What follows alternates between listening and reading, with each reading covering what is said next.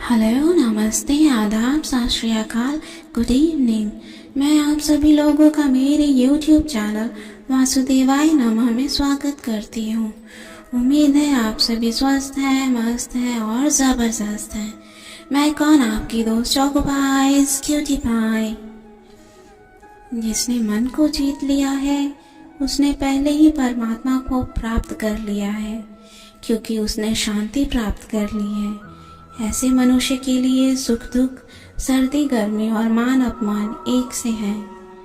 जो दान कर्तव्य समझकर बिना किसी संकोच के किसी जरूरतमंद व्यक्ति को दिया जाए वह सात्विक माना जाता है।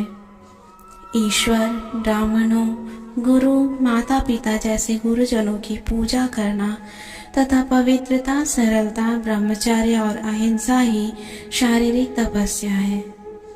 जो मुझे सब जगह देखता है और सब कुछ मुझ में देखता है, उसके लिए न तो मैं कभी अदृश्य होता हूँ और न वह मेरे लिए अदृश्य होता है। मैं हर जीव के हृदय में परमात्मा स्वरूप स्थित हूँ। जैसे ही कोई किसी देवता की पूजा करने की इच्छा करता है, मैं उसकी श्रद्धा को स्थिर करता हूँ, जिससे वह उसी विशेष देवता की भक्ति कर सके। जो महापुरुष मन की सब इच्छाओं को त्याग देता है और अपने आप ही में प्रसन्न रहता है, उसको निश्चल बुद्धि कहते हैं। हे अर्जुन, जो पुरुष सुख तथा दुख में विचलित नहीं होता और इन दोनों में समभाव रहता है, वह निश्चित रूप से मुक्ति के योग्य है। फल की लालसा छोड़कर कर्म करने वाला पुरुष ही अपने जीवन को सफल बनाता है। गीता में श्री कृष्ण कहते हैं, केवल डरपोक और कमजोर लोग ही चीज़ों को भाग्य पर छोड़ते हैं, लेकिन जो मजबूत और खुद पर भरोसा करने वाले होते हैं वे कभी भी नीति या भाग्य पर निर्भर नहीं रहते। गीता के अनुसार सिर्फ दिखावे के लिए अच्छा मत बनो। वो परमात्मा आपको बाहर से नहीं बल्कि भीतर से भी जानता है।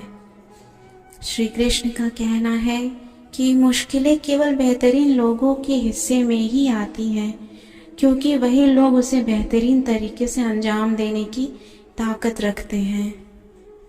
जो सरलता से मिलता रहे उसका महत्व नहीं रह जाता। अक्सर खो देने के बाद समय, व्यक्ति और संबंध के मूल्य का आभास होता है। श्री कृष्ण कहते हैं, शरीर नश्वर है पर आत्मा अमर है। यह तथ्य जानने पर भी व्यक्ति अपने इस नश्वर शरीर पर घमंड करता है, जो कि बेकार है। शरीर पर घमंड करने की बजाय मनुष्य को सत्य स्वीकार करना चाहिए। मनुष्य को केवल अपने कर्म पर ही विश्वास करना चाहिए। कर्म श्रेष्ठ होगा तो फल भी वैसा होगा। मनुष्य जिस भी देवता की पूजा विश्वास के साथ करने की इच्छा रखता है, मैं उसका विश्वास उसी देवता में दृढ़ कर देता हूँ। यह सृष्टि कर्म क्षेत्र है। बिना कर्म किए यहाँ कुछ भी हासिल नहीं हो सकता। मनुष्य के दुख का कारण उसका प्रेम ही है। वह जितना अधिक मोह करेगा उतना ही अधिक कष्ट भी भोगेगा। ईश्वर ही भूत, वर्तमान और भविष्य के सभी प्राणियों को जानते हैं, किंतु वास्तविकता में उस परमात्मा को कोई नहीं जानता। अपने मन को नियंत्रित करना सीखो, नहीं तो यह आपके साथ शत्रुवत आचरण करेगा। कुछ वस्तु लेना उसी इंसान से ही सही रहता है जो बदले में किसी वस्तु पाने की लालसा न रखता हो। स्वर्ग प्राप्त करने और वहां कई वर्षों तक वास करने के पश्चात एक सफल योगी का पुनः एक पवित्र और समृद्ध कुटुंब में जन्म होता है। धरती पर मनुष्य का जन्म किसी विशेष उद्देश्य के लिए होता है, और जो उस कर्म से वंचित रहता है उसे मोक्ष नहीं मिल पाता। भाग्य के भरोसे केवल वही लोग बैठे रहते हैं जो जीवन में कुछ करने के लिए अंदर से प्रेरित नहीं होते। एक अनुशासित व्यक्ति ही अपना तथा समाज व देश का विकास कर सकता है। केवल मन ही किसी का मित्र और शत्रु होता है, इसलिए मन पर नियंत्रण होना अति आवश्यक है। हमारे बुरे होने का कारण और हमारे दुख का कारण हम खुद ही हैं। कोई भी दुख इस संसार में इतना बड़ा नहीं है जिसका कोई उपाय ना हो, लेकिन मनुष्य प्रयत्न ही नहीं करना चाहता, वह जल्दी ही हार स्वीकार कर लेता है। जो चीज़ हमारे दायरे से बाहर हो उसमें समय गंवाना मूर्खता ही होगा। श्री कृष्ण कहते हैं, मैं सभी प्राणियों के हृदय में विद्यमान हूँ। श्रेष्ठ बनना भी एक महानता है, क्योंकि समाज में लोग श्रेष्ठ पुरुषों का ही अनुसरण करते हैं।